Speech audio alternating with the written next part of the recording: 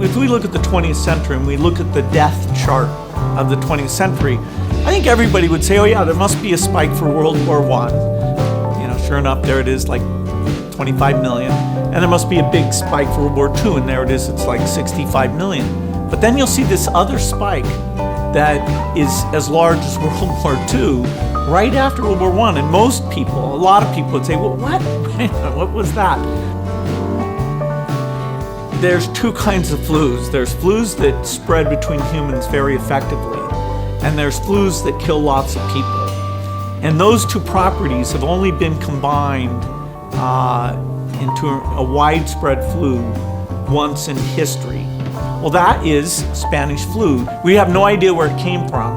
It's called the Spanish flu because the Spanish press was the freest. They were the first to talk openly about it.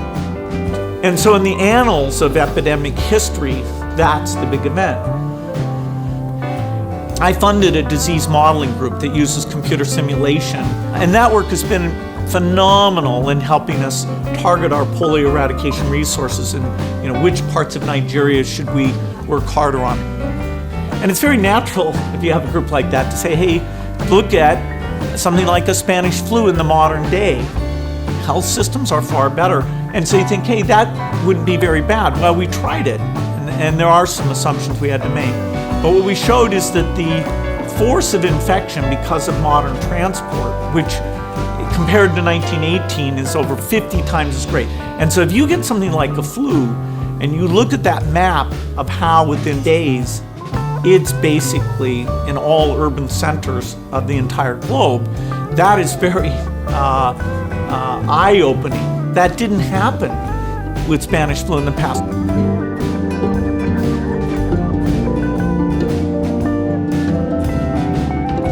The opportunity to do more than just let it run its course is really only in the last decade. Basically, when you talk about drugs, you can talk about small molecules or talk about these complex biological protein-like things, of which there's a subclass called antibodies. Antibodies are the molecules that the immune system naturally builds to attack disease. Today, the idea that somebody says, oh, here's an antibody, make a lot of it, make it very quickly, that's right on the cutting edge.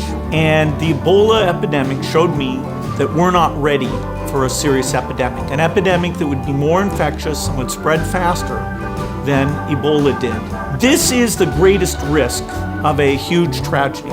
This is the most likely thing by far to kill over 10 million excess people in a year. We don't need to invest nearly what we do in military preparedness.